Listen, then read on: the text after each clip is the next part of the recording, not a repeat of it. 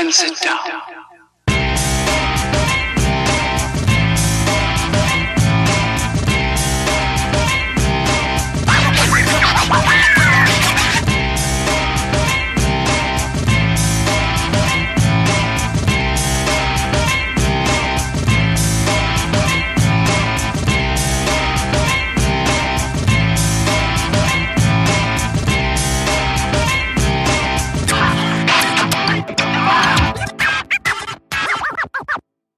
Shut up and sit down.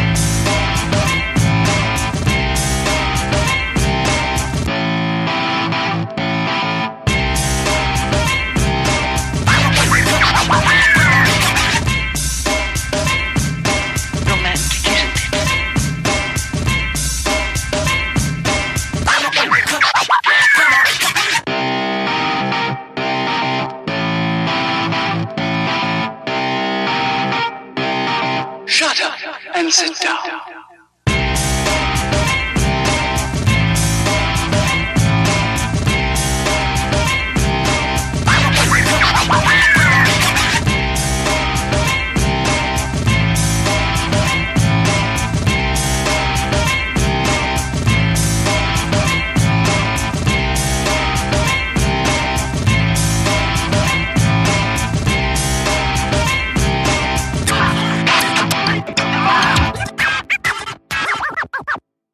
Shut up and sit down.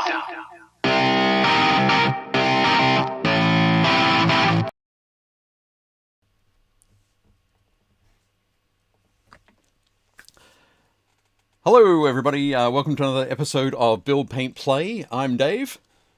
And I'm Jake, and we have a special guest with us today. Yay! I'm Adam. Hi, everybody.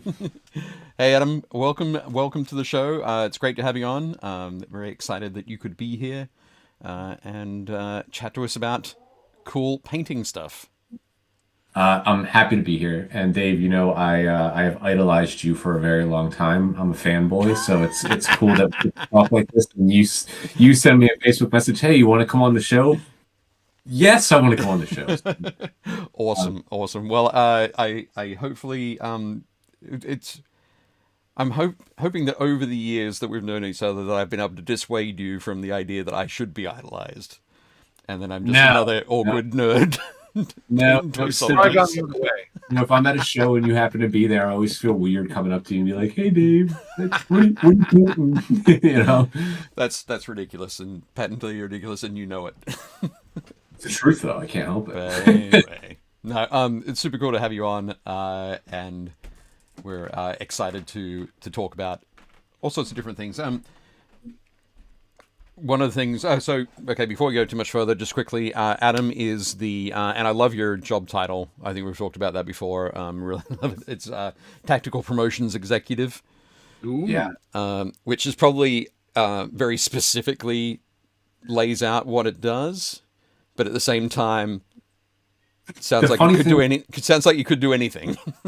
I think it's actually going to be changing soon. Okay. Kind of moving into a new role, but the reason that I had that is Bo didn't know where to place me, right, because I was doing some things with trade sales, and I'm still doing it. Like I'll do sales seminars with our distributors and some of our key retailers, and helping with sales strategies. But I existed outside of sales and marketing, but was influencing all of them and product too. So I was somebody that they could plug in and out, and he didn't really know what to title me. Right. and he came up with that. So it is pretty cool, but I think it will shift. I would like to keep the tactical because it's very fitting with what I do for the company in terms of building strategies and products and storylines. But it just sounds cool. I work for the Army Painter and I have tactical in the title. So right, yeah. No, it's definitely cool. But so yeah, we'll be in a little bit. We'll be talking with you a lot more about the things that you do, things that the Army Painter does. Talk about the different wide range of products. I think we'll talk a bit about Speedpaint 2.0. Great. And where things are at with that. We'll talk about Game Master and the Game Master range, and then all of the other fun stuff that you guys are known for. Excited. Good? Awesome. Yeah. Awesome. I'm on your time, so. So just quickly, we'll say hi to Chris, hi to Scott. So if anybody else is in the chat, let us know. Oh, Cliff is here. Happy Adepticon Eve, you filthy animals, says Cliff. Nice. Awesome. So I think both Jake and I arrive tomorrow. Is that right? Yeah, I get in at I think I land at 12:30 or something, or 12:45. Right. Nice. I think I land at 8 o'clock tomorrow night. So just in time for beers, and it'll be perfect. Yep. Hopefully the bar isn't closed by the time I get to the hotel. Good luck registering. I mean, getting a badge at 8 o'clock at night for Adepticon is. Oh, no. I won't be doing that. I'm going to be there working anyway. So. So you get to wait in a different line. I see. Yeah. No, I get to I get to hang out with the hobby seminar folks and Fort Wappel. So I'll be there. I got 3 shifts that I'm signed up for: Thursday, Friday, and Saturday. So that's where I'll be spending most of my time. Chris says, "Sweet, see you both tomorrow." Dave Hummel says, "Greetings, programs." Nice. Hey, Dave. And Cliff says, "I got to do a full work day, but I should be out there around 6 or 7. Fantastic." I really wish I was going. Yeah, it's a shame that you're not coming. It would be definitely cool to have you there. Next year, be on the lookout. Awesome. Okay. All right. We'll be prepped. Maybe we can line up another show, another guest appearances before next year. Yeah. I mean, I guess maybe I could break it to you live now, but I have officially gotten approval to launch a U.S. event team. Oh wow! Awesome. So we're going to start small this year, but I mean, 2024 we hope to have it in full swing. And the people that I have been talking to, we sent the first contract out today, and I'm very optimistic that she's going to sign and say yes. But the people that I've been talking to were kind of like the dream duo initially. Okay. And they're both really interested in it. It looks like it's going to pan out that they can. I'm very excited about it. I was hired initially to be at all of these consumer events, but as my role evolved, I couldn't go to all the consumer events. So now I get to send other people to go and do it and do a better job than I could. I'm stoked. Excellent. That sounds very cool. I'm looking forward to hearing the full details of that. That'll be cool. Delegation, my favorite management skill.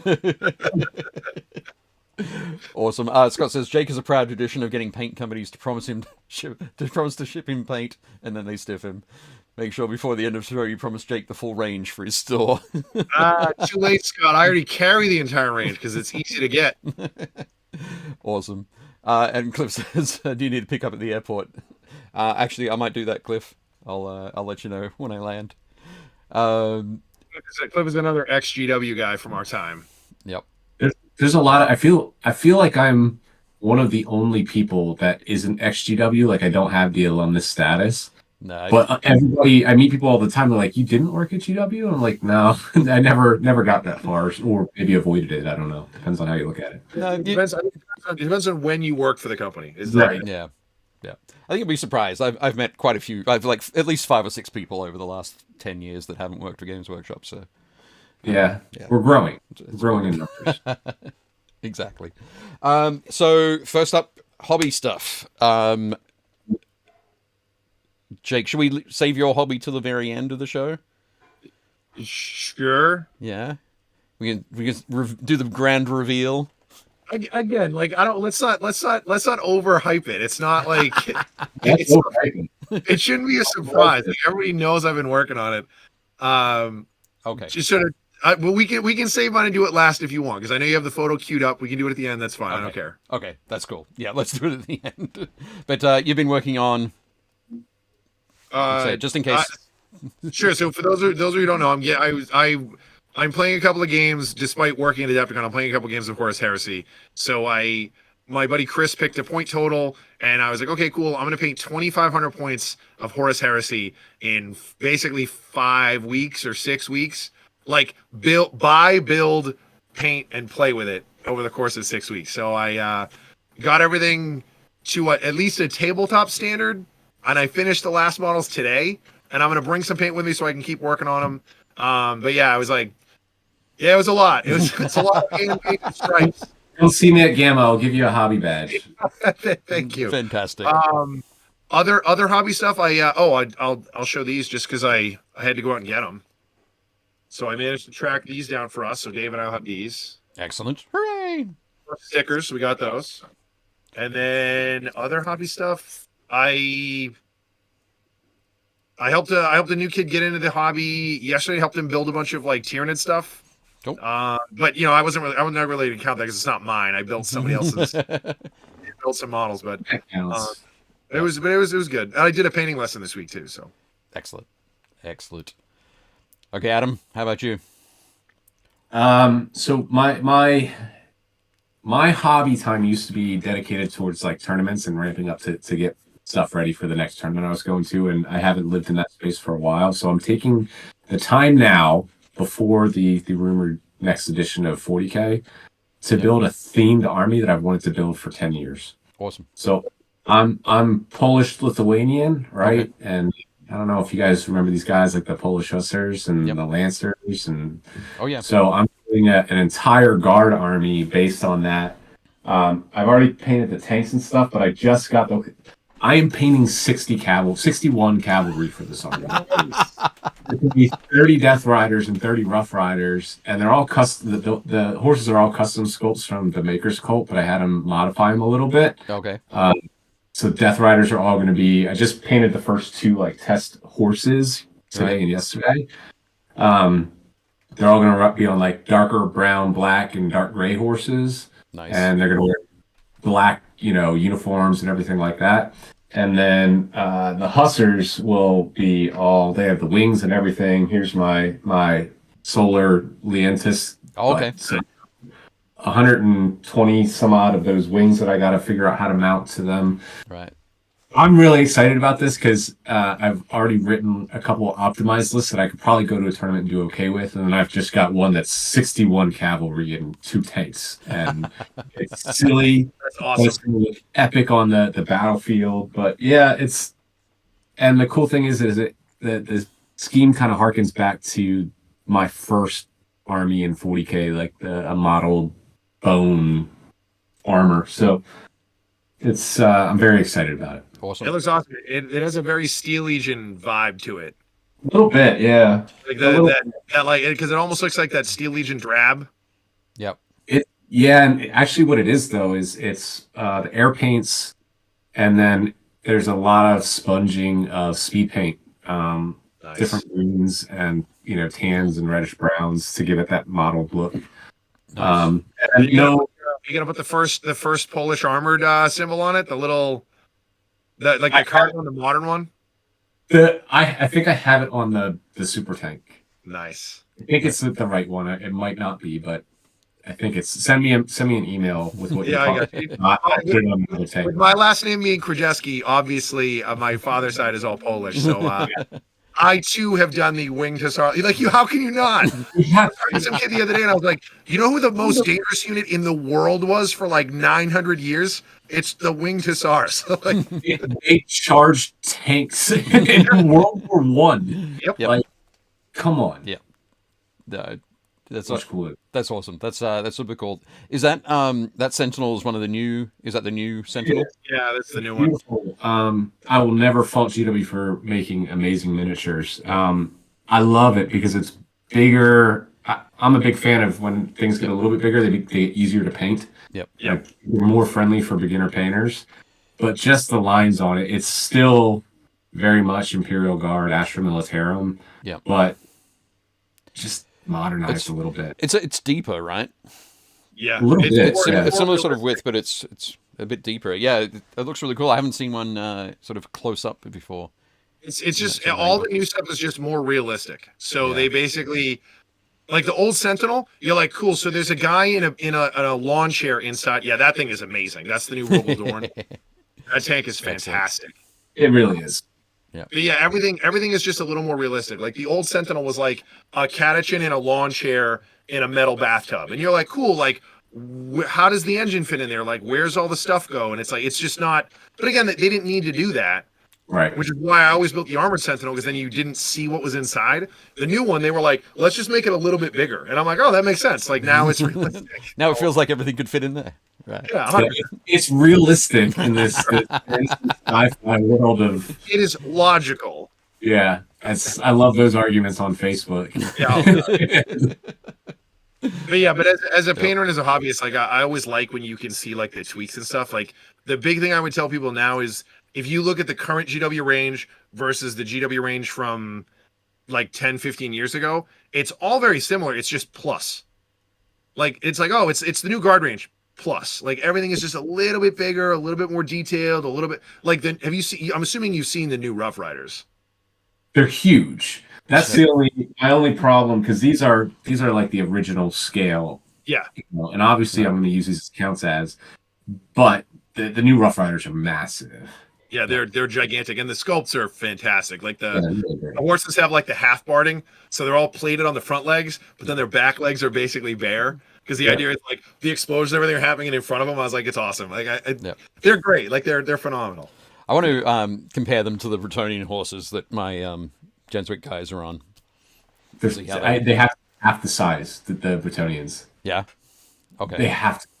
It's The biggest cavalry models that I've seen in GW's range is the Chaos Knights. Right. For like Age of Sigmar. Like they're riding rhinoceroses. They're like just a bit smaller than like Blood what's the demon thing? Blood Crusher, Bone Crusher. Yeah. Juggernaut. It's a Juggernaut. They're like 80% of a Juggernaut. Okay. So they're not quite as big as that, but they are very big horses. Nice. So I will say, Check them out. before I forget, Yep. since I have 61 of these horses to paint. Yep.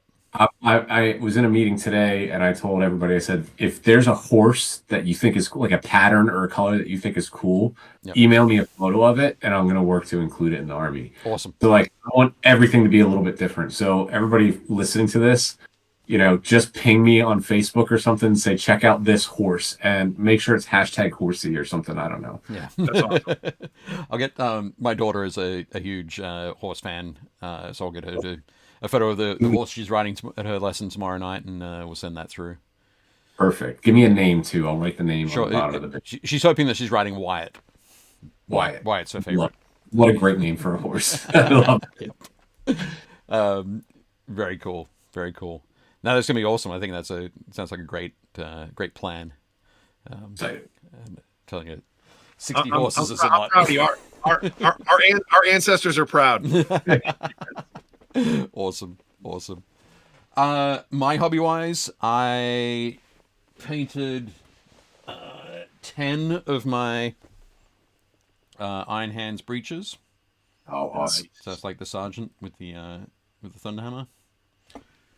And it's kind of funny, do with Iron Hands. Sorry, I should probably face the microphone when I'm talking. With Iron Hands, there's a lot of black, there's a lot of silver. I've incorporated white, but with the Volkite charges, give them that sort of magenta Nice. kind of look on there, just as a nice little pop of color. There you go. I did some black armor recently too. This is for my buddy who's quitting 40K. Oh, cool. It's the only model of his that I won't be able to kill. Right. So I got Dave, did you finish? Are those the Iron Hands? Are those the Iron Hands for your Alpha Legion? yeah, for my Alpha Legion army. I thought you were gonna. Did you tone them so they look Alpha Legion-y? No, they're I don't know if it'll pick it up on the camera, but let's see. You see the chipping? Oh yeah, okay, yeah. There's like a turquoise teal kind of chipping. such a good idea. So Yeah, that's what I haven't seen these ones. Have you shared these on social? no, Oh. I've only just started on the basing, so I've got Rick just jumped into the chat. excellent. So I've got like this, but they also these guys On also their have ankles and stuff. Very Yeah. cool. chipping for that. So basically, out of my army it's an Alpha Legion army, but the Alpha Legion guys are either dressed as Iron Hands or Raven Guard, Okay. and And then he has a real unit of salamanders. yeah, there's a one of the warlord traits. I think it's called the Mobius configuration, where you can take an allied detachment from any other legion, and they act as that other legion, but they don't give your opponent victory points if your opponent kills them. It's kind of reminds me of like how they used to do allies in 40K. That's pretty cool. But I've not played Heresy, and I want to. I just don't know what Heresy is phenomenal. Like I played a game the other day. It feels very similar to like 6th edition 40K. Yeah. Which was like one of my favorites. Like 5th and 6th were probably my favorite. Yeah. And it has that feel. It's a little more complicated because of like the warlord traits and the legion specific stuff. So it's a little more complicated, but it's super fun. It really is a really rad system. So it is good. But if you're struggling to come up with a legion to play, if you do something like play Alpha Legion, but run the models as Iron Hands and Raven Guard, and have some salamanders with it, you're covering four legions in one army. I used to have a Sons of Horus loyalist army. Oh, It was my first Space Marine army for 40K. right. Were they Sons of Horus or Luna Wolves? Sons of Horus. Yeah. Okay. And Garviel was a tactical squad sergeant, right? But I had the Garviel miniature, and that was probably my most awarded army I ever had, Right. and I had to sell it because times got tough and I miss it. I should have held on to it, but I feel like with this new launch of Horus Heresy, everybody's doing Sons of Horus, so I'd want to know. Not everybody, So, but it is such a beautiful scheme, though.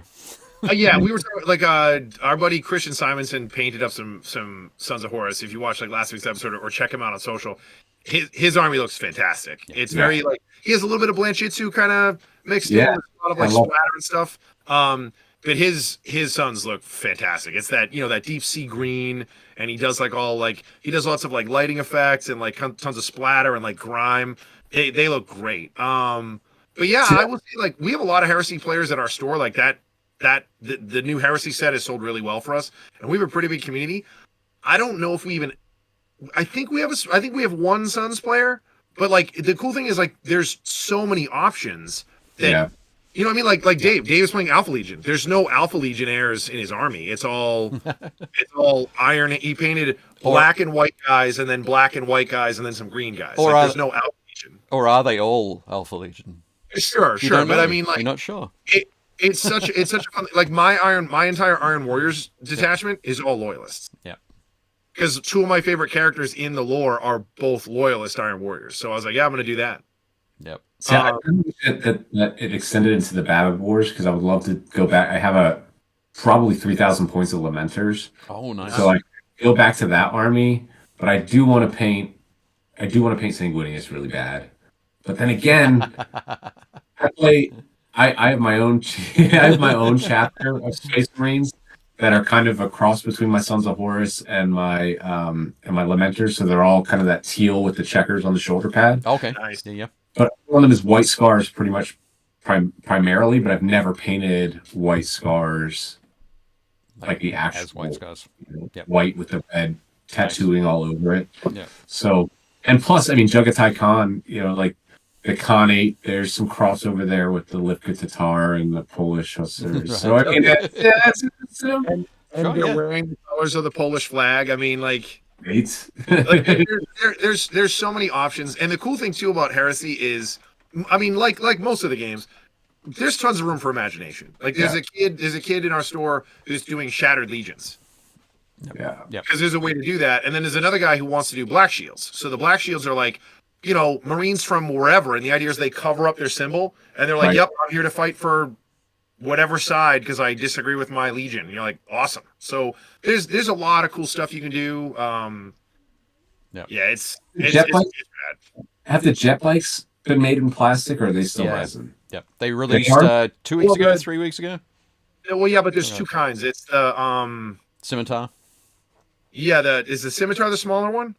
I think so. Yeah, so it's whatever, the one that looks like a tube of toothpaste. That's the one that's out. Right. If that's very motivating to do a white White star. cars. Yeah, and the bikes are good. They are rad. Yep. Definitely super cool. Maybe after the 61 horses are coming. Sure. You can do some robot jet horses.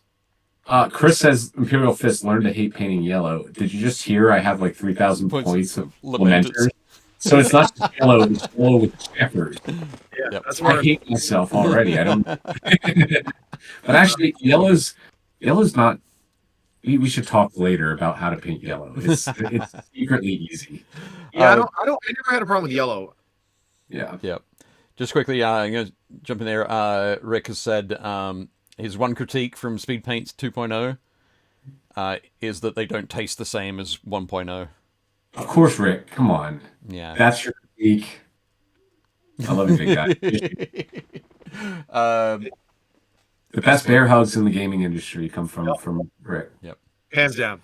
Cliff also says, "What kind of toothpaste are you using, Jake?" They look like tubes of toothpaste. They look like something, but it ain't a toothpaste. Toothpaste. You are 100% there, Cliff. Very good. So yeah, that's what I've been up to. I also built my Land Raider Proteus it's going to be for the Iron Hands, and I've got 20 tactical Marines being built for the Iron Hands as well. So one of They scaled the Heresy models up just a touch, right? Yeah, all the heresy stuff is the size of the new Chaos Marines. Okay. So they're like a little bit smaller than Primaris Marines, but they're like another, I would say, half a head or almost a head taller than like Firstborn, like old school Space Marines. Ratios just look better. I mean, they just look like they got the ratios right with the new Heresy models. Yeah, the Mark 6 guys. Yeah, you're right. The proportions are right there. Yeah, Definitely. the issue was that over the last couple of years, like the size creep has just made like Space Marines are the same size as Guardsmen. Like they're bulkier, but they're the same size, and I was like, that doesn't make any sense. So now they're like the right size again. They're all like at least head and shoulders taller than a Guardsman. Yeah. Cool. Oh, Dave Hummel said he picked up a Land Raider Achilles. Nice. Nice. I love that one. Is that the one with the rocket launcher on the front and the minigun and the turret, the plate? I think it's in the. Yeah, I think it's it's like a Punisher. Sort of. Yeah. Cannon. I think it is. Yeah. I think that is the Achilles. Yeah, I like that one. That one's great. I'm not gonna lie right now. I'm fighting the attention deficit hyperactive disorder urge to just start looking up and building a cart of Heresy miniatures. Dude, let me know what you need. Like, we still have the starter set at the shop. Like, We'll talk again. Yeah, the starter set. We'll forget about you. The starter set is by far the best deal. I priced it out for a kid. The kid who I got into the hobby decided to jump into Heresy too, and he was like, "Well, I might just." He grabbed like 3 boxes and came up to the front. I was like, "Get the starter box," and he was like, "What do you mean?" I was like, "Those 3 boxes you have are like $230." He's like, "Okay." I was like, "The starter set is $299, and it's got like 9 units in it. Like and the rule book." I was like, "Just get the starter set."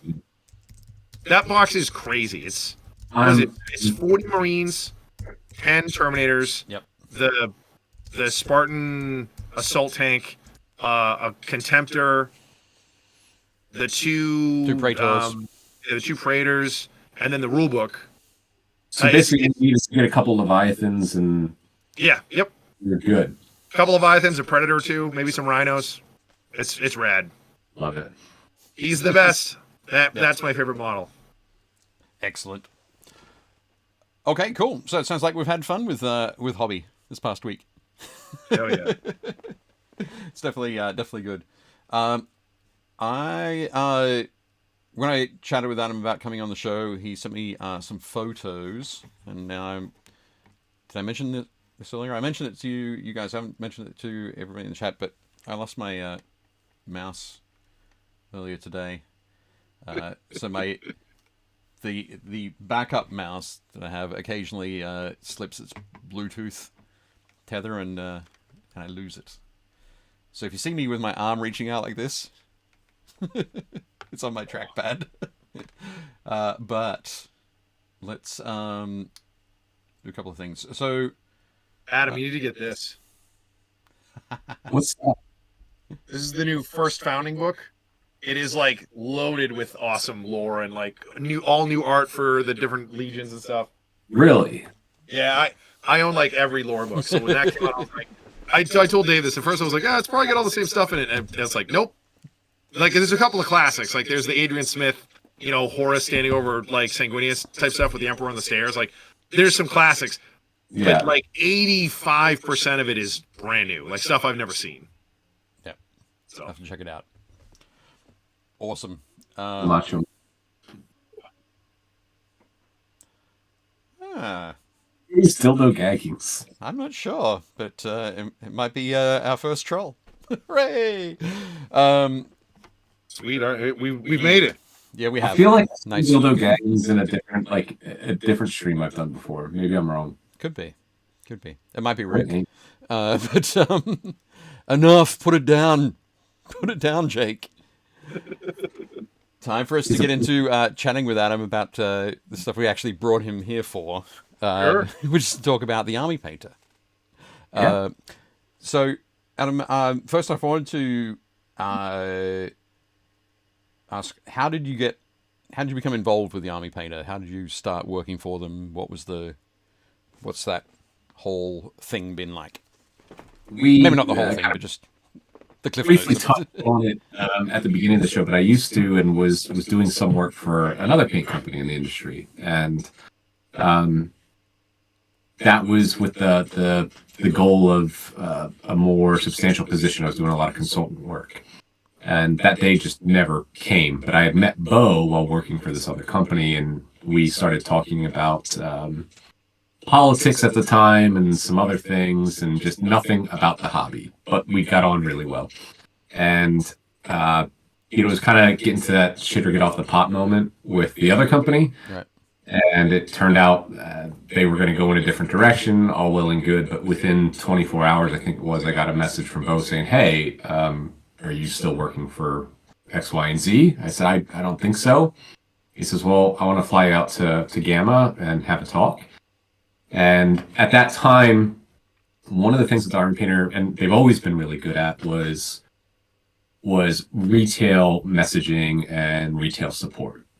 They work, Bo and Jonas work their butts off to be strong at retail, to get their products out there, to make sure that they had stock. A big belief is like when a retailer invests and puts one of these racks in their store and they give us that real estate, we better have paint for them to stock it with, Yep.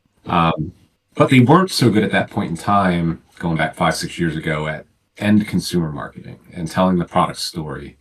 It's not that they were bad at it; they just didn't have the resources and to do it. So I kind of came in to do a little bit of the event and social media aspect of things, and obviously things have evolved since then. But I think they like me; I like them. It's been a really fun journey. I mean, we've grown. I think that there were less than 17 people in the front of house at the company. It might have been even the entire company was 17 people when I started, right? Not much more than that. Yeah. And then, you get to a year during the middle of the pandemic and we had over 90 at one point. And we've scaled back since, and we've built in some efficiencies, and, we've just had a lot of growth. It's been a wild ride. And now we're at the point where it's like, okay, the hustle and bustle is starting to kind of settle down. Right. Let's focus on how do we tell the story better and how do we improve as a company. And it's really fun to be a part of that. Cool. That's awesome. One of the things that I've noticed with with the Army Painter, like from the start. There's been a philosophy. There's been an approach to the products themselves, the products that are created. What do you see that philosophy being? How do you mean?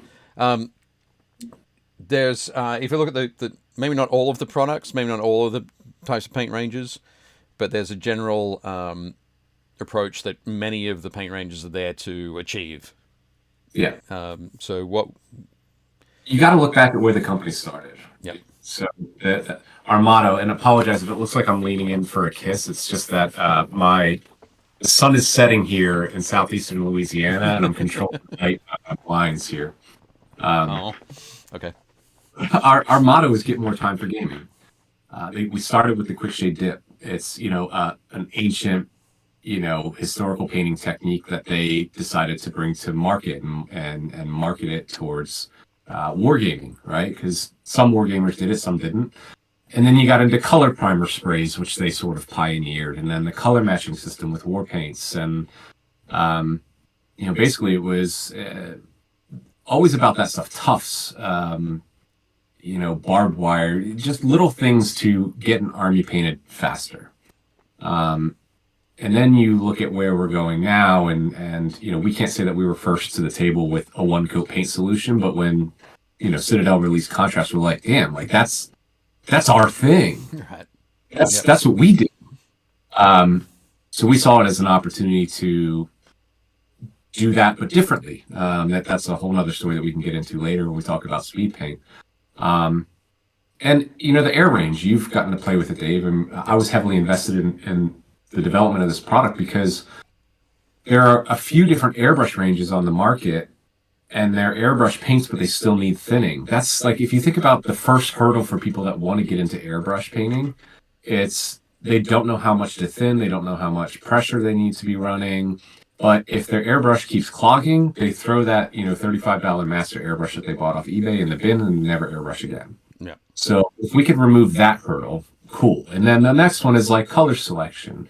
And I remember when I first started airbrushing, before I found Caleb Wissenbeck on the internet, and who is just, in my opinion, the forefather, grandfather of airbrush painting, along with Kenny Boucher, Next Level Painting. Yep. You just mixed in white and then everything looked bad. I mean, that's just the early evolution of an airbrush painter. And then you learn how to do things properly. We talked about painting yellow and pick up different techniques. So if we could remove the color choice obstacle for people new to airbrush painting by creating them in triads, which we didn't pioneer. Other companies have done paint triads before, but we did it in a way that mirrors the way wargamers use the airbrush when painting armies and miniatures. Right. So again, that goes back to achieving, right? eBay Rescue Miniatures, eBay Miniature Rescues, KC. Yeah. If you're not a subscriber to his channel, you should go watch it. It's great. But he just did I wouldn't even call it a review of Speedpaint 2.0, but he used them in the video, and it was what Speedpaint taught me was to be okay with achieving something, that the sense of reward when you get a miniature painted, even if it's not the best miniature you've ever painted. Yep. But now you have something that looks really awesome and you can put on the tabletop. Yeah. And for us nowadays, I mean, wargaming is always at the heart of what we do. Yep. But going back to that sense of achievement, or that rewarding feeling that you get from painting something fast and easily, there's a big boom still happening in RPG and tabletop RPG and board games that have miniatures. Yep. And there's this whole new influx of people that aren't vetted hobbyists and gamers like we are, right? We didn't pick up and learn all the techniques. So painting for them is, they don't quite realize it's another aspect of their gaming hobby that they can enjoy. So if they can paint with inside the lines and get some nice results really quickly, then that might turn them on to become a more vested hobbyist. Right. Or they just enjoy their gaming experience better, because we all know this, and every company that makes miniatures or paints knows and says it, gaming's more fun when you play with painted miniatures. Yep. Yeah. Like, there's a rule of thumb that we've always gone by, and I'm sure you've heard it. It's done, not perfect. Yeah. And we get so many D&D players that come in, or guys that want to buy, like, there's so many board games that have tons of minis now, and like Scott, who's in the chat, like, him and Jeff painted the new Marvel United minis, which are amazing looking. But you can use them out of the box; they look cool. But when they're painted, it's a whole other dimension. Like they are, like it's a whole other thing. Like now they're not just representative of Iron Man. Iron Man is on the table. Yeah. And even like I love going like LVO is one of the biggest 40K tournaments in the world, and I am a former tournament player. And I'd get to the tabletop, and some people would know who I was from the army paint, and I'd be like, well, this is my army. It's not that great. And I'm like, what are you talking about? Like, you're not just 3 colors. That's an entire orc army with chipping and uniform blue armor painted across it and green skin. Like, it looks epic. And, when you're standing this far away from the gaming table, it doesn't matter if you have chunky edge highlight and a spectral highlight. Like, you've got paint on a model, a wash, it looks awesome. It's the uniformity that you present when it's all painted that really, I don't care how good or how, I don't like to use the term poor. Yep. What level it's painted to, as long as it's painted, it just looks awesome. Yep. It's always going to look better than just a pile of sprues, right? Yeah. Everything in our store has the house rule hatred gray plastic. So there you go. Nice. That's You fantastic. messing with the lights for the rest of the evening. I apologize. That's okay. that's so No, that's cool. Speaking of the minis, the D&D sort of angle, the role playing angle, that kind of thing. Yes. So 2 years ago, wasn't it? The Army Painter released the Game Master set, the first Game Master set. Or the Dungeon and Tile 4 set. The Tile 4 set. Yep. We talked about that a couple weeks ago. Yeah, I love talking about it. Particularly the foam cutting knife. Like that was taking Dave and I back. Yep. Up here somewhere. I think that product, it wasn't our best release ever. We could even go so far as to say that it was a failure in terms of sales, openly. But it was a really clever product. It was the first of its kind to kind of box it, put it all in one box. Yep. We sent it to some people that did that kind of content out in the world, and they're like, well, I could go to my craft store and get the same stuff. And it's like, yeah, but you've never been able to get it all in a box, right? Yeah. Right. You have to know. You have to know that you have to get those things, and you have to know where you can get those things. Again, it's about removing barriers, right? Yeah. Like lowering the hurdle.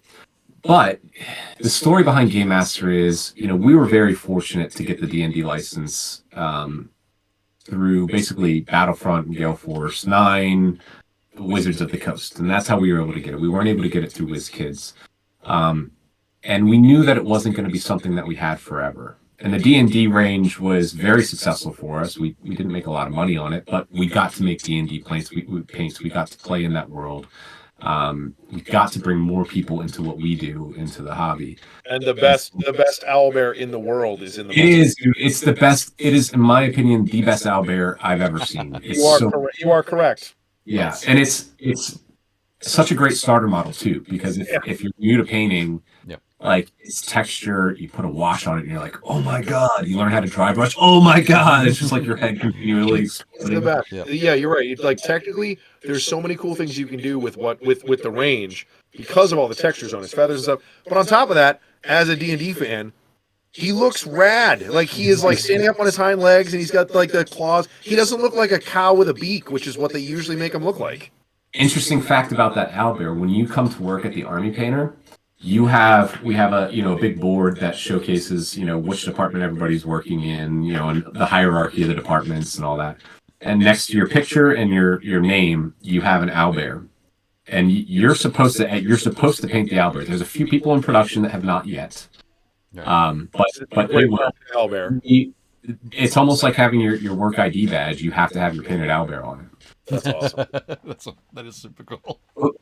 So we knew that we were gonna one day lose the license, and that day came. So in preparation for that, that's where the Game Master identity came from, because the Army Painter doesn't mean a lot to the people that I was just talking about, people that get into RPG, people that just saw the movie that want to play.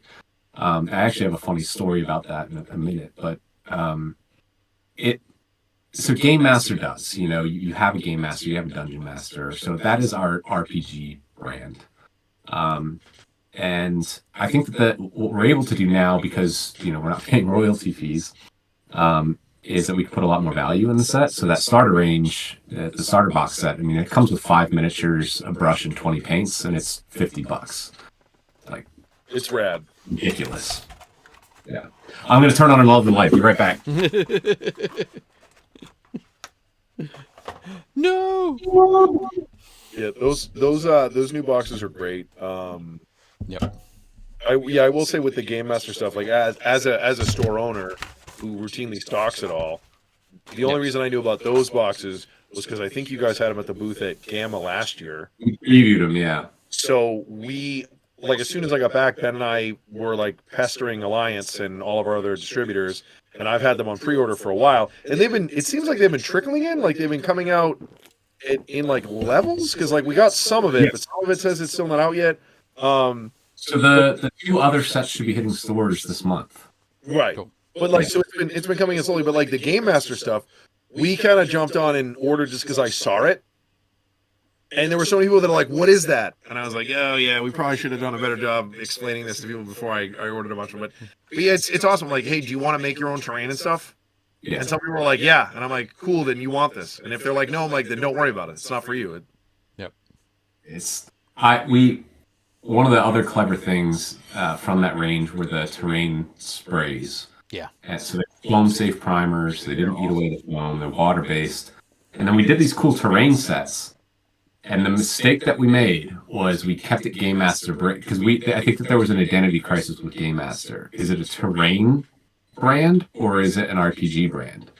Right. So then we started making these terrain sets with like Eldar terrain and like Craft World terrain and ruins and cliffs, and it had wargaming miniatures on it, and that's even more confusing. So I think that we need to go back and repackage them and make them Army Painter branded, because I have a set of terrain sitting on my shelf here that, I'm not kidding you, I built in less than probably 6 hours.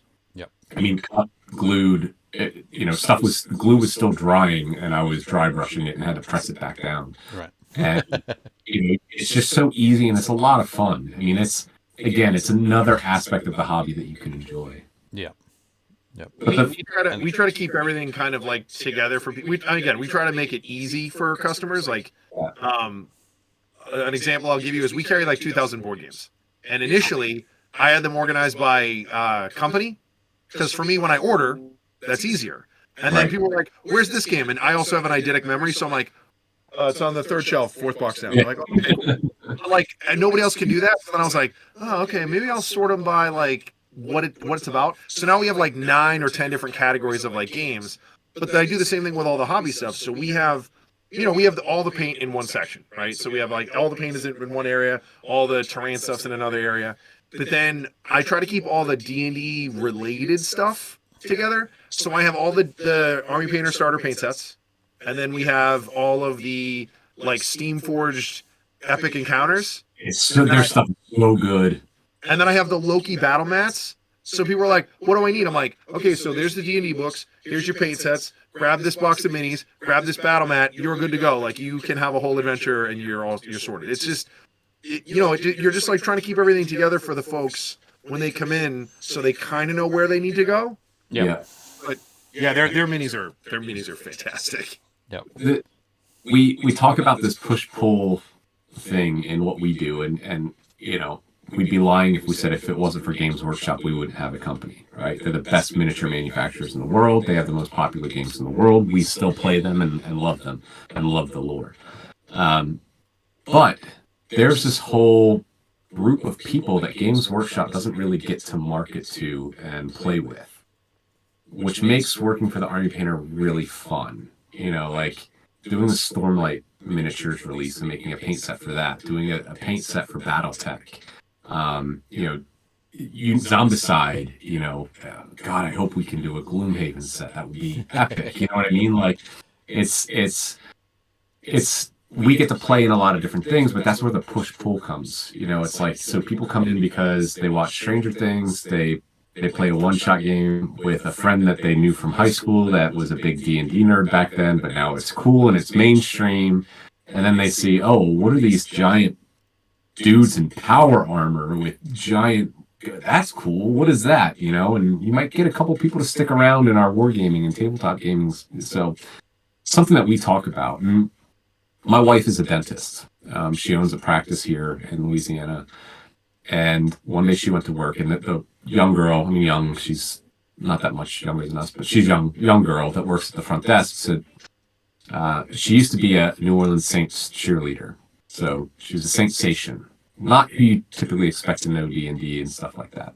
And she says to Jen, Doc, does your husband paint D&D miniatures on the internet? And she's like, kind of, yeah. Why? She's like, nothing. No worries. I'm going to find out, like, she's like, only on his OnlyFans. yeah, only on his OnlyFans. And he also has feet pics for 50% off for friends and family. But there's a changing demographic of people that are coming to our industry and community, and I think that's really cool. Yep.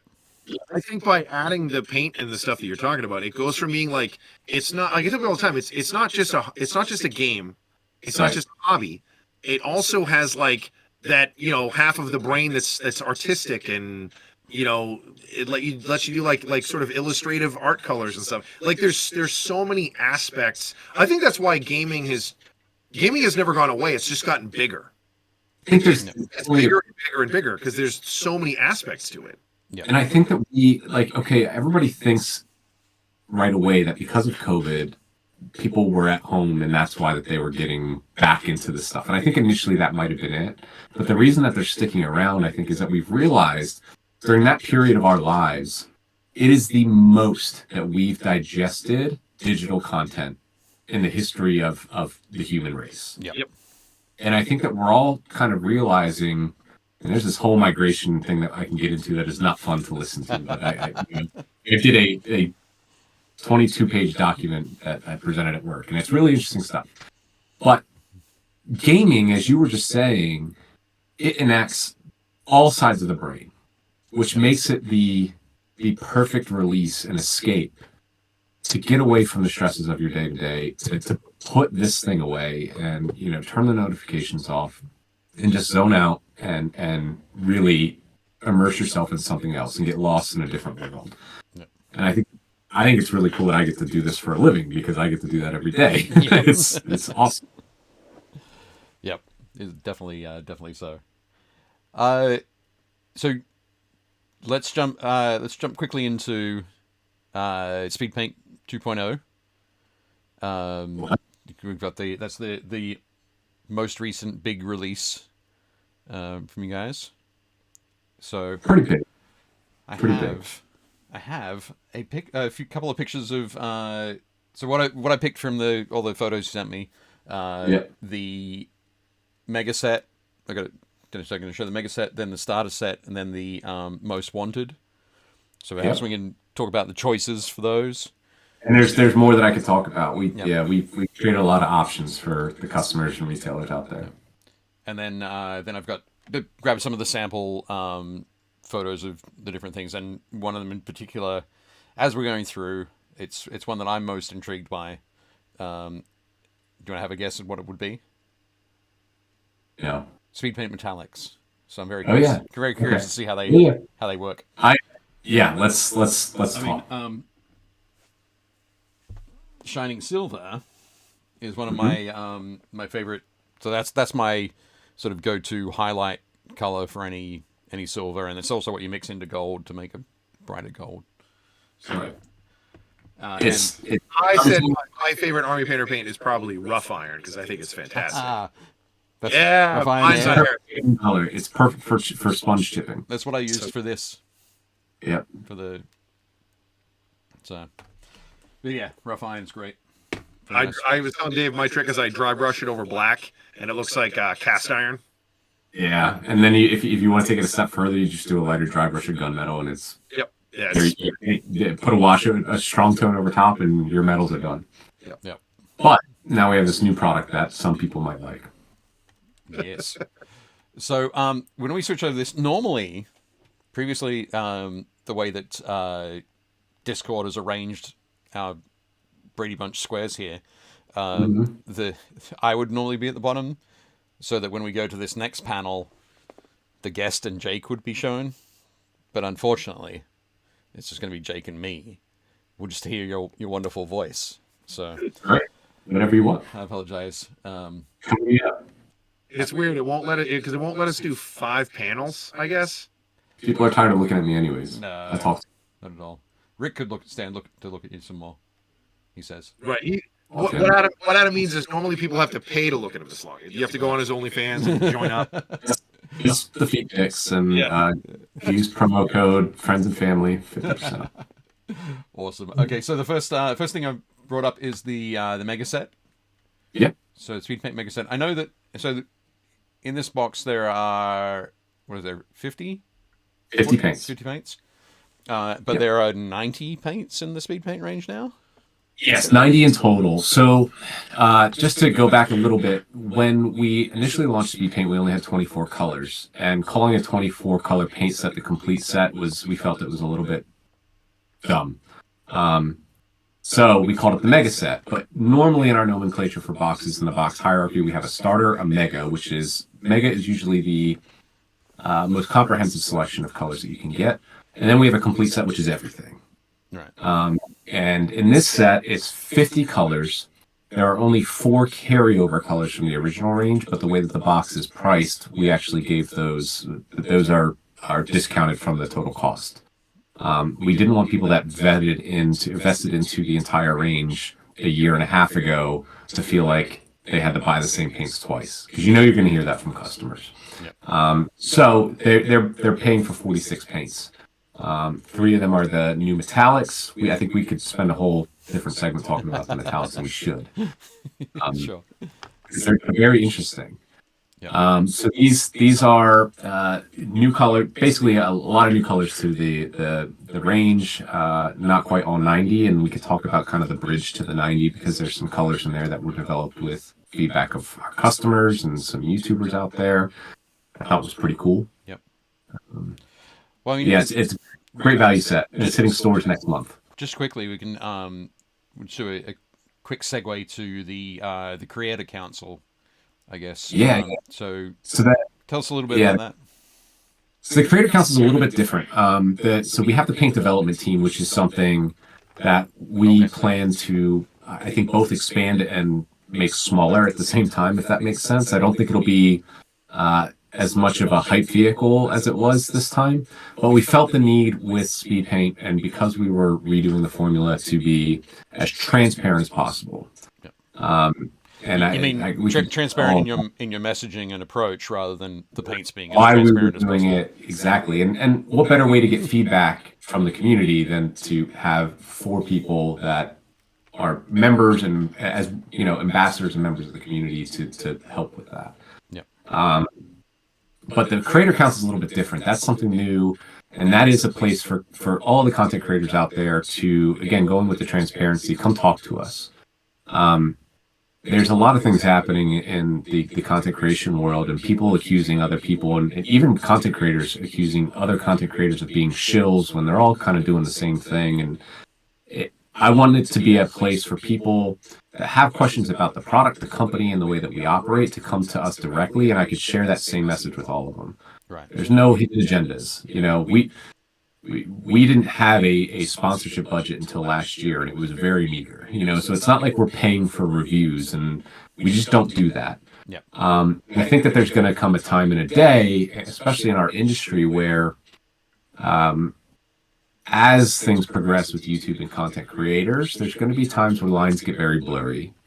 And having this council, I think, is an opportunity for us to have open discourse with these people. And that's what that's about. But the paint development team is something completely different. And it's a way for us to work and get feedback from not just content creators. In fact, we were already doing some work with some pro painters that are on the competitive circuit, and one of the PDT members is setting up a feedback event at his local retailer, and I hope that through the what we're planning to do with events in the coming years, that we could go and get more feedback directly from customers.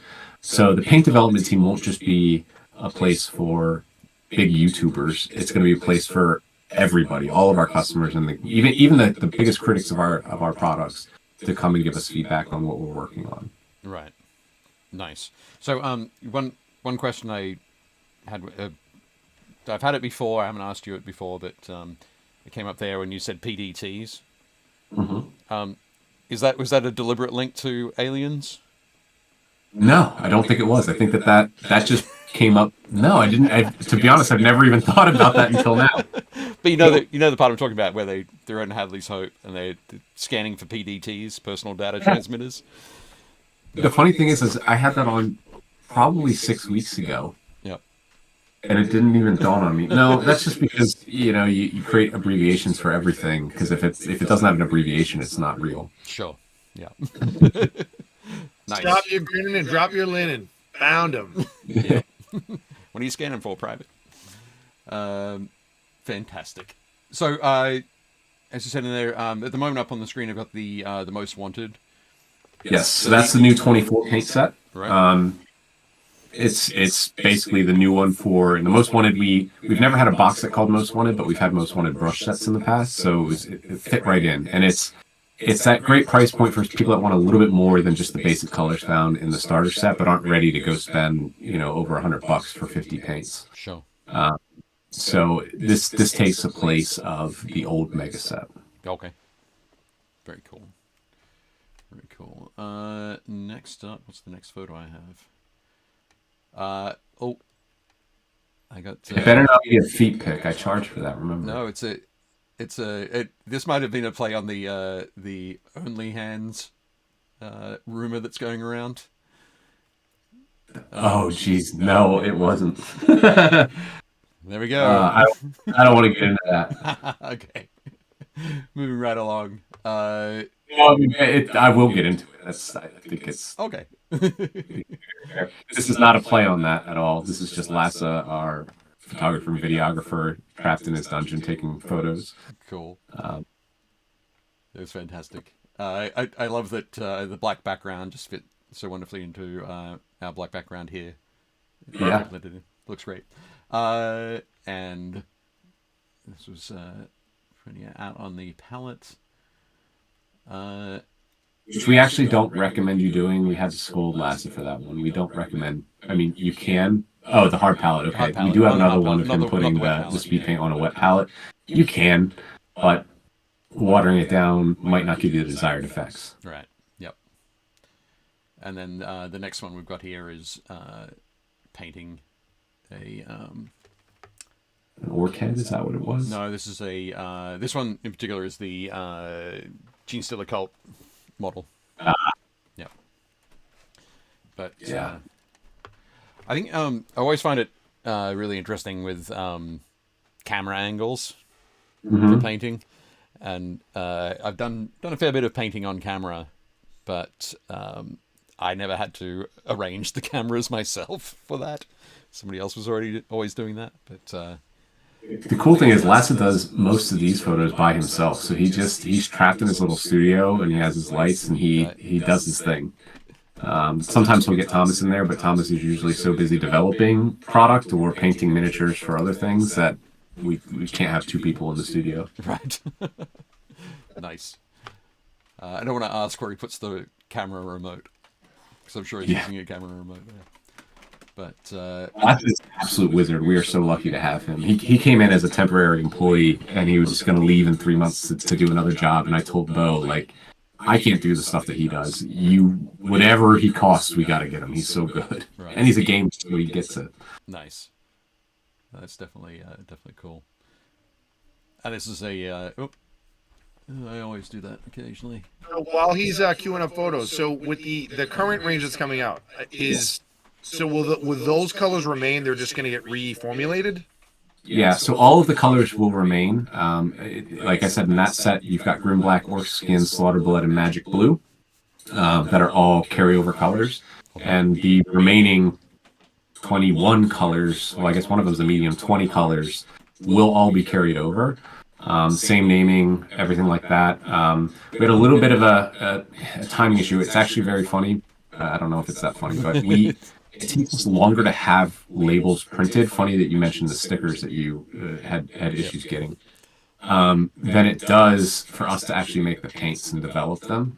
So like the lead times, that's one of the aspects of our supply chain that hasn't really caught up since the pandemic. So we had to get an idea of what was going to go in this box first before we started working with the PDT. So we looked at the mega paint set from the war paints range and said, which of these colors can we work into the speed paint range? And it very closely mirrors that set. So we said, okay, well, we're going to do these types of blues, these types of reds, greens, and then we work from there. So we had to have the name nomenclature ready before that. But during the development with the paint development team, Brent Amberger from Goobertown Hobbies had a great idea. And one thing that he really likes to see is more scientific and practical naming on the bottles. We obviously don't want to give up the fun fantasy world that we live in and being able to call things like Wormling Red and Slaughter Red and Murder Scene. Like that's where we get to play. But it doesn't help tell what is actually in that bottle, especially with the speed paint, because they're so highly pigmented. You know, a lot of the greens look brown, and you don't really know what the color is going to be. So we've added the practical naming, which will be on the bottle. So, something like Camo Cloak will be a pale grayish green. And that's an international color coding system that we used. So that comes after the first 1,500 runs of the Mega Paint set, and they're already starting to make their way out. The new labels will be featured. Okay. Nice. Yeah. Excellent. I think this might be the point where we talk about.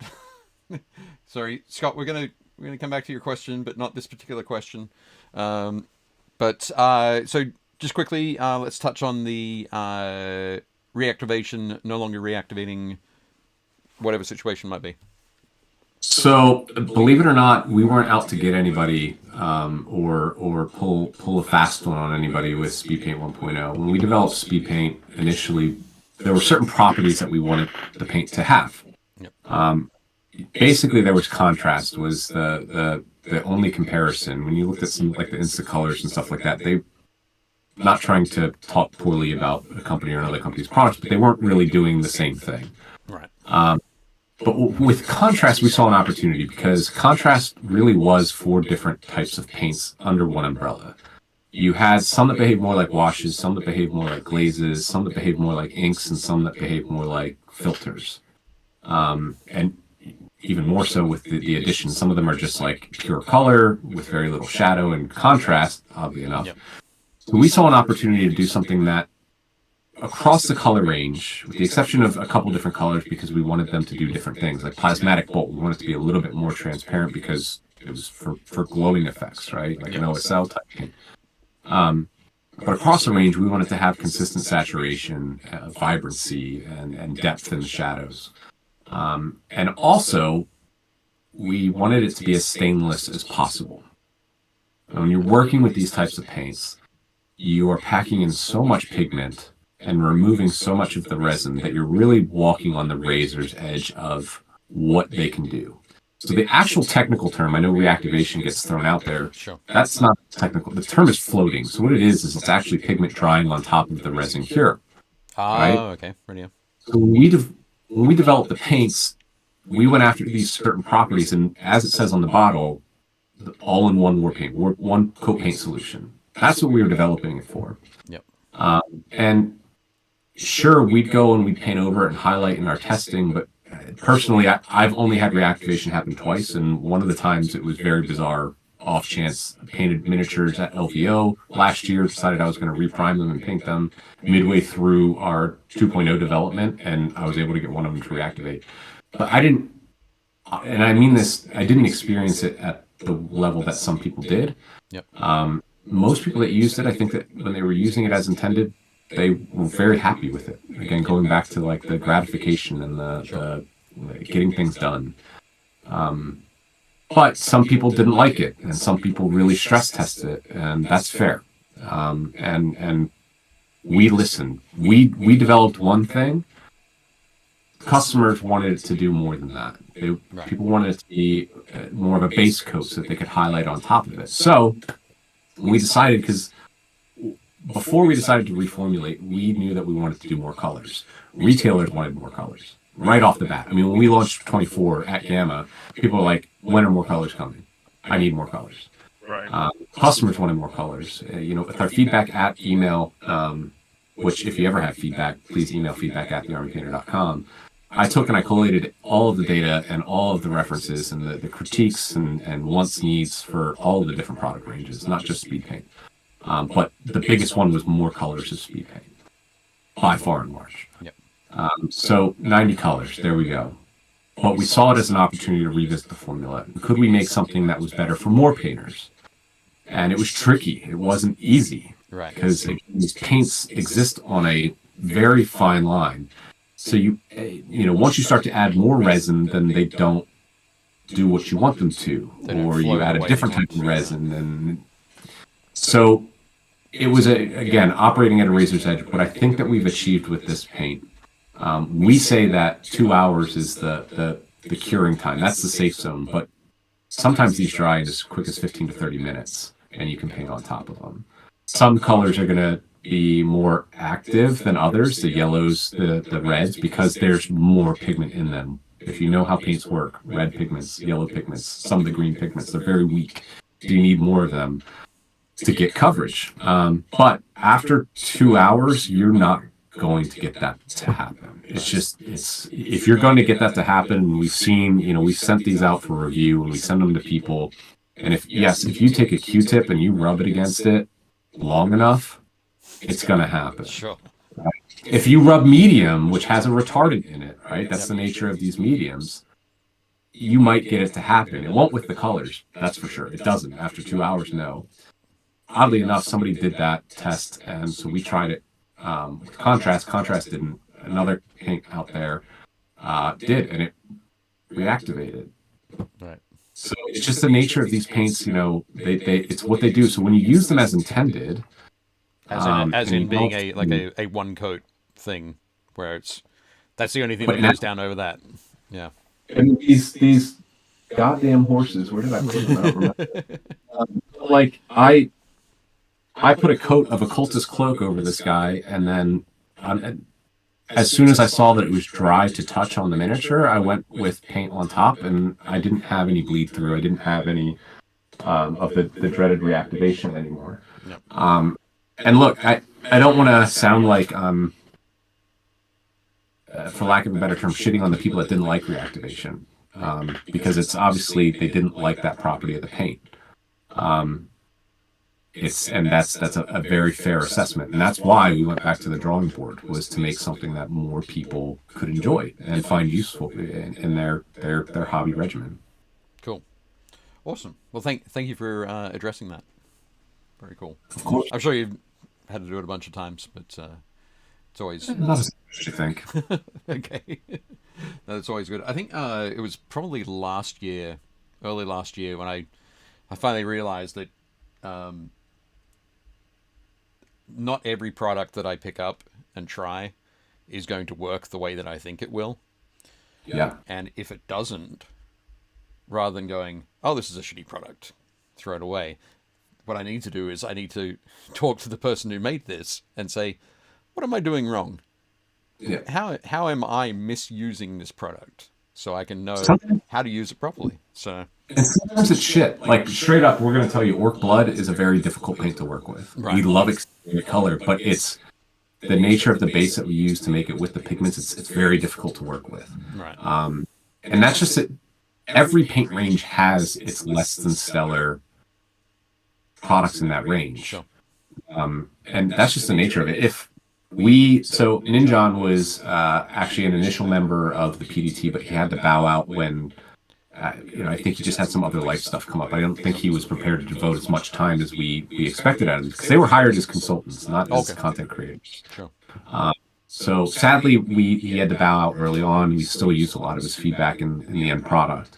But we had challenged him in a video to paint competition level miniature with our war paints. Okay. Can it be done? And he did a great job of saying exactly what you said to some degree. Not everything behaves the way that you expect, especially if you're used to using a different range, a different different brand that does something else. And that's why the best painters in the world, we say this all the time, a lot of people want paint to be a religion. And they want to fly the flag for one of these companies. And we love it when people fly our flag. That's great. But the best painters it's not a religion, it's a tool. The best painters in the world have paints from every range. They're using Chimera, AK, Citadel, Vallejo, the Army Painter, Reaper if they can still get it. Sometimes some of them still have coat to arms paints, because they found a color in that range that just does what they want. We were doing some testing with a guy named Tua, who's basically like the Yoda of competitive painters. And he's like, yeah, I think he said he has like 19 colors, and that's all he uses. Yeah. Since he knows what they do and how they work together. And so sometimes I think people need to be reminded of that. And also, when a new paint range comes out, as much as we would love for you all to get the complete paint set, that would be awesome. You don't have to. you don't you're not going to miss out, especially with our paints. You're not going to miss out if you don't pre-order either. I mean, we love it when you do, but they're going to go to your retailer, and you can buy 1, 2, 3, 5 of them that you think are interesting off of their rack. Try them out, see if you like them, then go back and buy more if you want to. You're not doing it wrong if you don't buy them all. Yep. As much as we would like you to. No, that's great. That's definitely well said. Brown, dark brown, light tan, and strong shade. Yes. For you. That's all you're using, Rick. Yeah, Rick, Jake and I will see you tomorrow in Schaumburg. Fantastic. All right, Rick. Safe travels, buddy. Yeah. God, I actually think you're right about that. Because Tua doesn't wear shoes. So another photo that I have here from you was great from the Reichbusters. Yeah, those minis are great too. Yeah, and definitely looks super cool. And I think this one was labeled Reichbusters Metallics. Yeah.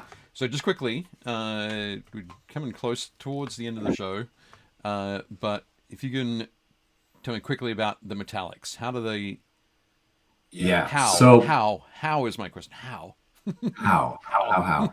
So yeah, the Metallics are interesting because nobody thought that it could be done, and the truth is they can't be done the same way that speed paints work. Speed paints are the goal is to have three tone shift in all of the paints. Okay. Gotta be careful. I can't say color shifters, right? Because sure, well, certainly in Spain you'll be in trouble. Yeah. So with metallics, you can't do that because you're working with actual mica metal flake, right? But you can, what we realize, get a slightly darker pigment with the metals. Now, yes, there's going to be some tonality differences in here, and it's not going to be a paint for everybody. We understand that. But for people that struggle with metallics, this guy, I hate painting metallics. I would rather paint black and then sponge a metallic on top. I think I learned that from you, Dave. Okay. But they just go on so smooth, and with like the gold, the Hoplite Gold, you could paint one coat of that over a black primer and basically get instant coverage. I can't even get that with Greedy Gold. You have to thin it to the max and apply 2 or 3 layers. So it's an easier paint to use. You are not going to get the out of this world, contrast that you would from a speed paint. But it is going to be easier to use. It's going to be faster, and you will get that kind of two-tonality. We're calling it a two alloy paint or something like that. A paint alloy, 2-part paint alloy. All right, okay. Like we were talking about earlier, if I want to paint a bunch of orcs or a bunch of knights for my D&D game, that's awesome. Like, I just want to be able to, oh, cool, so I'm going to put this on all the swords? Okay, cool, they're all done. And, like, you know what I mean? Instead of me being like, okay, so I have to put on a black undercoat and then put, like, a steel and then do a highlight and then do a wash. It's like, nope, cool, silver, they're done. Like, swords are done. And it's becoming easily the most polarizing, almost more polarizing than the initial speed paint launch was, because people, they're eager because it's not been done yet. Yeah. Hopefully maybe we'll be able to do it better as materials change and this, that, and the other thing. But we're really happy with them right now for what they do. But some people look at them and they're like, it's cool, but I don't know why I would change the way I paint metallics. Right? Like good try. It's cool. And then the other half of the spectrum, guys like Ben from Watch It Paint It and Mike from Watch It Paint It and Dana Howe are like, and a few others. I think Dustin even said so from Jagged Brush Studios. So like, I will never use another metallic paint again. Right. I don't know why I would ever, because you can put a wash on top to get that extra shadow. They just apply so easily. Okay. Awesome. I it's going to be very exciting. I'm going to definitely be picking up some of the silvers and giving them a go. Let me know what you think. Try that, But, gold as well. Let me know. I'll send you a metallic set when they're ready to ship. Yep. I'm excited for it. They look really cool. I think like you were talking about the other day, earlier with the whole religion idea. Like there's so many people that do that. I know some people who are like, well, I don't like that stuff. I'm like, okay, it's not for you. Like when you go into the grocery store, like pick an aisle. Like there's a breakfast cereals. There's a million breakfast cereals. You don't have to use all of them. Like you buy the one that you want. Like, but can I? Can I though? Yeah, okay, absolutely. You're an adult now, Dave. Whatever you want. Can I afford them all? Is the question. You don't even have to use milk, Dave. Pardon? My kid. So, but it's the same thing. Like there are so many cool options. Like I think the big thing is there are so many people that just don't understand or like fundamentally take for granted the idea that having more choice and having more options doesn't mean you have to use all of them. It just means that there's more options for everybody.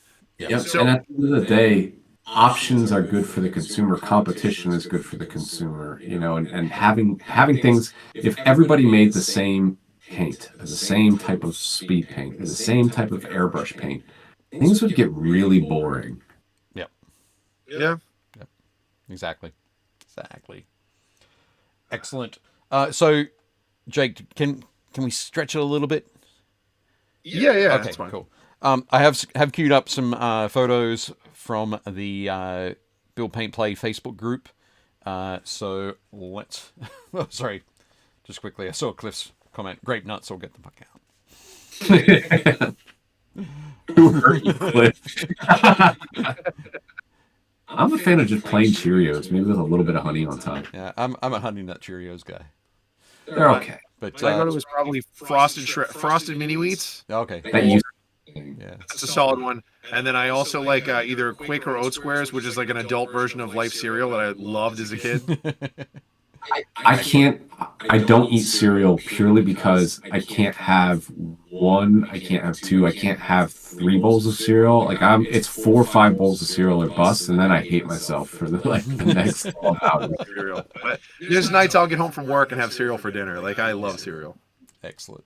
I wish I had that restraint. It's the best. Speaking of cereal, first miniature of it here is from Chris Gorka. It is Yvrain. Okay. So I'm not sure if you've seen Chris's work before. Chris has a very particular style. Typically, it's a lot of desaturated colors with a nice pop of a very saturated color. But I think Yvrain here is pushing his limits on that. He's done a beautiful job. That might be the brightest miniature I've ever seen Chris paint. There's a lot of colors on that. Yeah, it's looking great. A lot of similarly painted armies then, because I'm very similar. Yep. It looks great. That's such a difficult model to paint. I've painted 2 of them, and they're not easy. Yeah, we figured out early on the best way to paint that thing is you don't glue Yvrain in. Like a buddy of mine, you do it in the 3 pieces. So there's the bottom piece of the spiral, then there's like the mid piece, and then there's like that's attached to her hair, and then there's her. So if you keep it as the 3 pieces, it's actually not that bad to paint. If you put it all together, it's impossible. I don't understand why anybody paints her when she's all together. Yep. Or you could just not play Eldar, and yeah, that would be cool. That. Just paint the real Avatar. Paint the Avatar of Cain, not the Avatar of the new miniature. I painted one for Thomas, I think for his birthday last year. That is an epic model to paint. Super fun. He is rad. Excellent. I love that he's huge now too. Well, next up, we have this is from Greg Hess, Greggles. So very exciting to see Greggles jumping into the love it and sending us this. He's kit bashed this together and painted it up for Adepticon. I think we'll be playing in the friendly 40k friendly at Adepticon. That is such a good idea. What is he going to use it as, though? No idea. I think he said he uses it. It's just using it as a fighter bomber. But he has it. Or no, I think he's using it as an orc bomber. But he styled it on like the World War II like weird ideas that the Allies started messing around with, like the double bodied Mustang, so you could go on like long distance like reconnaissance stuff. My favorite is the squig in the Blue Planes cockpit. Is that what that is? Yeah, there's a squig in there. So Oh, that's genius. That is awesome. his tongue like up against the glass. Like, yeah, he's great. I love that. Excellent. Just quickly, Sean Gleason says I still eat Lucky Charms once in a while. Oh God, Lucky Charms! Like, I can't do it. I can't do it. There's like way more. As a kid, my cousins got it, and there's a bunch of cereal, and then there's some marshmallows in it, and now it's like mostly marshmallows with a little bit of sugar in it. Yep. My teeth are just thinking about it. Next up, we've got Jeff Smith. Jeff Smith has painted up Thanos for Marvel Crisis Protocol. Yeah, he's great. Although, Very cool. Can you actually use Thanos in the game, or it's just a super cool mini? You can. If you. So I think there's a way you can take him on his own. And if You just have to collect all the Infinity Stones. yeah, right. He just doesn't have all the Infinity Stones. Yeah, the metallic purple came out great. I wonder if that's Turbo Dorks. It looks awesome. Just People at Turbo Door are awesome people. I'm hoping that they're at Gamma because they are just really awesome people. Yeah, they're super nice. Definitely cool. Next up, we've got two shots from Josh Potter. So Josh Potter is going to be. We haven't seen him in the chat tonight, but maybe he's already on his way to Chicago. Trireme. Josh is going to be running some demos for cool. Sea Dog Games. So there's a trireme for one of their naval games, and Wood grain looks dope. does look cool, doesn't it? The other game that they have is a mech game. So it's a piece of terrain that he's just finished up recently, which looks super cool. Hazard Stripes, Jake. Hazard Stripes. Yeah, I'm so tired of them. Awesome. I'd rather paint checkers. Yeah. Next up, we have this bust from Scott, which is an awesome, still kind of topical, but a wonderful Plague Doctor. I did see this. I think I saw this in the Facebook group. In the group. This is really well done. Real beautifully done. Scott's an awesome painter. He went to LVO this year and took a class with Matt Sextwish, I think. But yeah, this looks great. Probably the best last name in gaming. Sextwish. Yeah, it's fantastic. Yeah. Definitely. But I think this is from Marconi Models, or Marconi Miniatures. Scott, It's super you'll cool. have to let us know. Scott always. I mean, he's a great painter, but Scott, I really like Scott's like green tones. He does really good, like sort of like sea greens and deep greens. Yep. And he always has a very cool color scheme, which I appreciate. So, Scott, is there any oil paint on that green? I'm curious. If you're in the chat, let me know. Looks cool. Yeah. Should still be there. There's another view from the side.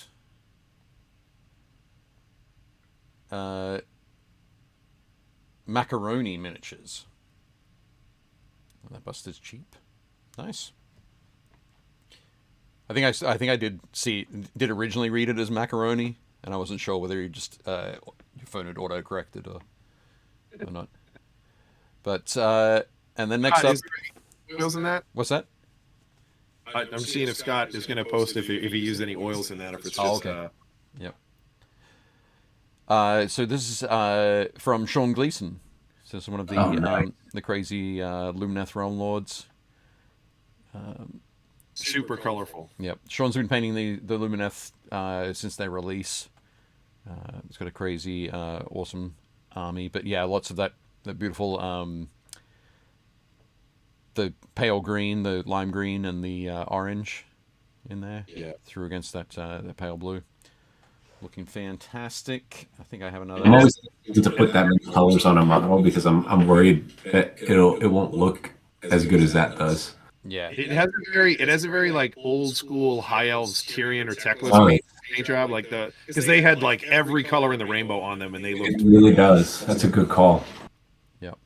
Well, I think the great thing here is that it has those groupings. So the blue has the blue green and has the red orange working well. Yeah. So it's hasn't gone all the way through to yellow, and hasn't gone all the way through purple on the other side. Yellow's the common color, so he has like all the cool colors together, the blues and greens, and then all the warm colors together, and then yellow is the tie-in color that's in both, so, or the bridge color, I should say. So I also think the white is just really smooth, so that's hard to achieve. There we go. Scott says, no oil, but use the fancy Abteilung tube acrylics. I was talking to somebody about them recently, and they said that they do kind of look like oils. Yeah. Yeah. Try them. I guess they have the texture when you're applying. Yeah. It's going to give it some... The heavy-bodied acrylic. Yeah. And then the final photo that we have tonight is... the one everybody's been waiting for. Let's not hype it up. Dude, it's been like 6 weeks of your life. We don't have like a boo soundtrack. No. Yeah, sorry. here's the laugh track. Dave does all the editing afterwards. I do no editing at all. Here we go. There we go. There's Jake's army ready to deploy into its transport and head to Schaumburg, Illinois. I'm just waiting on the delay. It looks rad. There we go. Thanks, man. Yeah. If I never paint another hazard stripe, it will be too soon. Really I tried to do different patterns on every vehicle because I'm a lunatic. So the one on the it's kind of funny. You can tell the ones I did first. So the Leviathans in the back on the left and the right, and the Sakaran in the front right. Those three I did first, and they are covered with hazard stripes. And after that, I was like, I am not doing that again. So like you can tell as I work through the army, they have like less and less hazard stripes. What is that you don't like about hazard stripes? It's not that I don't like them. It's that in order to get the army done in time for the tournament, I was like, okay, I cannot sit here and paint 1,000,001 hand painted like hazard stripe warnings on every single tank. Yeah. Plus, at the end of the day, too, like when I was done with them, the Leviathan on the top left, yep, his whole chassis is all stripes. Right. Yeah. Like I wanted them to, I still want them to look mostly metallic silver because they're supposed to be Iron Warriors. So I was like, okay, maybe I should back off a little bit. But I also wanted all the vehicles to look different. I didn't want to just do the same panels on all of them. So I tried to pick different groupings and like change it up a little bit. But I think that's smart. it was fun. Yeah, it's a fun army. That's 2,500 points. So yeah, it's cool. Wah, David Hummel. Yep. Yeah. I did not get to play with them yet, but yeah. I'm sorry, I shouldn't say that. I played a game the other day against Ben, right. And one thing that I will say is in Horus Heresy, if you are not ready for an army that is mostly vehicles, it is really tough to deal with.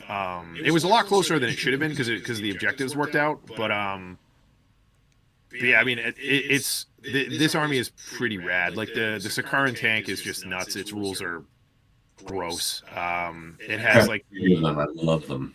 Yeah, it's such a fun tank. It's a great kit to build too. Cool. But I haven't built the plastic one yet. I'm excited about that. It's so much better. It is I almost quit miniature building trying to build 3 resin Sakarans. Is it? And don't flog me for this. Is Perturado the Primarch of the Iron Warriors? He is, but he stinks, so I don't run him. Yep. He's a dirty heretic. How's his model? I don't know that I've seen his model. His model's okay. He's like standing on like a broken knight chassis, and he has like his stolen Thunderhammer, which is Ferrus Manus's, and then he has like, a wrist-mounted like sort of like multi-barrel cannon. So he's like standing like this, like shooting stuff. He has a strange. He has a strange hat. Yeah, he does have a weird like. Strange He has like skull a cap weird kind of like. thing. Yeah, he has like a weird skull cap thing, but then he has like it's almost like the nails that Angron has. It's like he has like all these like implant things coming out of his head. Cliff's talking about their rules. Like the Legion specific rules are really neat, and the coolest thing about Heresy, like we were talking about earlier, is the fact that every Legion has 3 traits. So with some of them, it's like a loyalist trait, a heretic trait, and a neutral trait.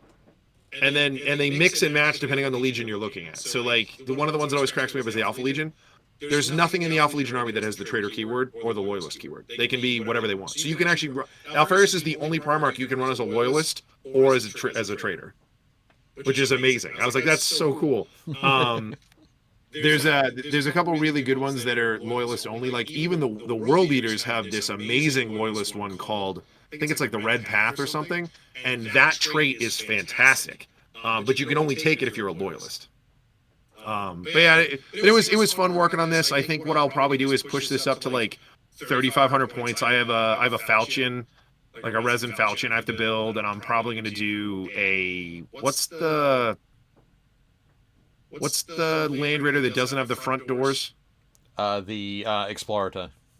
So I have to do an Explorer and put my Warsmith in it. Okay. And then I'm going to put a command squad in it with boarding shields, and then I'm going to do 10 siege tyrants and stick them in the Spartan. Right. Nice. Now I'm just looking at 2,500 points, like what you go to. Chris is still in here too. The way it's been 2,000 to 3,000 points. Yeah. But I think like what's in the box? Isn't the box like 1,500 points? Something like that. Yeah, or possibly more. Yeah. So like again, it's not like you got to go bananas. The points definitely get out of control in a hurry. But like part of the reason I did this is 2 reasons. One, I was like, I want to do something that I'll be able to get done, but also I've always wanted to do a list that's just vehicles. Like I don't want to have a million infantry dudes running around because that's usually what I run. Yeah.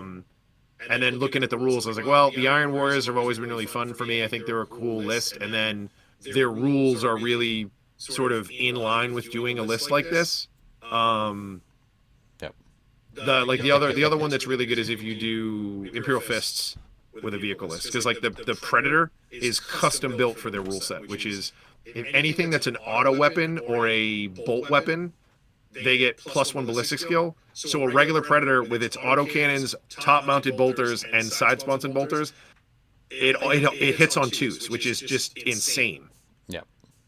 I am presently looking at building a list. Thanks, guys. Appreciate you. Just have it. No worries. That's what we're here for. Here, free drugs. If we can't be enablers, who can be? Chat, should I do Blood Angels or should I do White Scars? Do I do Jump X or do I do... It depends on what you want your list to do. Yeah. Just want to look cool. I don't care. Yeah. It's all about the theme with me. I'm painting 61 horses. So as a Blood Angel fan, I would say Blood Angels. But if you want to do something different, I'm not going to lie, the White Scars are awesome. Yeah, they do look great. I think that's... I used to be a big Blood Angel fan, and I still am. Yeah. But it's got white armor with... Yeah. Yep. They're really fun, and you can do all like the cool like red accents and stuff, and you can do their like the what's their special like leadership dudes, like the the Storm Seers, or no, like who are like the elite dudes, like their special unit. It's not the Ebon Kashig. The Ebon Kashig are they're the Terminators, right? Yeah, they are. Yep. And you can do like they have the Forge World, like the cool, like the weird like flanged helmets. You can make they give them all gold helmets. No, Golden Kashig. There we go. Golden Kashig, yeah, there you go. And I am going down a deep dark path. So do I do a Jade Force organization chart? Is that what I do? Pardon? I'm in Battle Scribe right now. Like, how do I do this? What do I need to buy? Do Crusade Battle Force and Let- yeah, like the big Got thing. The big thing is once you figure out what Legion you want, you have to buy either the Loyalist or the Traitor like source book, and then it has all of their rules and then all of the units. all the generic stuff as well. Yep. Yeah, like I bought both books because I wanted to have all the Legion info and all the Primarch stuff. But if you're just gonna run White Scars, you just need to buy the Loyalist one. And the cool thing is, the Traitor book and the Loyalist book have all the core units in it, so it doesn't matter which book you buy, you're good. You got It's all the like core units, Sakaran yeah. in both, Leviathans in both. Yep. But Awesome. Google's Horus Heresy plastic ship. yeah, they're called. It's a Sky Hunter Squadron. Skynet Squadron. Yep. Awesome. I think it's 5 of them. I think it's 5 bikes. No, it's 3. 3. It's 3. Yep. Cool. Thanks, guys. Appreciate you. Awesome. So that brings us to the end of another episode. We have brought another member to the fold. Fantastic. I'll see you next year with my White Scars army. That'll be awesome. Yep. Nice. I might have World Eaters by then. I'm not 100% sure. We'll see how it goes. But excellent. No, thank you very much for joining us, Adam. Next week on the show, we'll be talking about Adepticon. We'll be showing photos, some videos. We'll do a whole bunch of stuff. If you are at Adepticon, coming to Adepticon, or you have a friend coming to Adepticon, Jake has a whole bunch of stickers. Dave will also have a whole bunch I'll of have a stickers, whole bunch of stickers as well. So that would be good. We'll be handing those out. But yes, Adam, thank you very much for coming on. Thanks for talking to us about the Army Painter and your role there and all the cool stuff that you have going on there. Anytime. It was very good. Much appreciated. And I appreciate the opportunity. If you haven't yet, check out the new website, www.thearmypainter.com. awesome. Very cool, kind of choose your own adventure. Do you want to learn more advanced techniques or beginner techniques? It's a fun little journey. Cool. And don't forget to find my OnlyFans code friends and family for 50% off feet pics. Things I have not put in the links below. I have not put the OnlyFans in the links below, but I have put a link to the Army Painter, so thearmypainter.com, and also I put a link to Brent from Goobertown Hobbies. Went and visited with you guys in Denmark and took a tour of the facility, tour of the factory. Great video if you're interested in seeing how the sausage is made. Dude, I want to do that for sure. Yep. Yeah. So 100%. linked in the notes below. So all good. There we go. Everybody in the chat for being good sports. Yep. Appreciate it. Sure. Yeah, we usually have a pretty lively crowd. Scott in particular is always good for like a couple of insane like how did the monkey get behind the keyboard kind of like, things that he throws in there where you're like, wait, what? And he's a computer, so I mean, he's multifaceted, multi-talented. He is 100%. indeed. Yep. We're happy to have him. But no, fantastic. Thanks very much, everybody. We will see you same bat time, same bat channel next week. Yep. Okay. And as always, don't forget to build, paint, paint, play. play. Hey, I screwed it up by not having anything ready for the outro. Here we go. Bye. See you later, guys. All right, this is.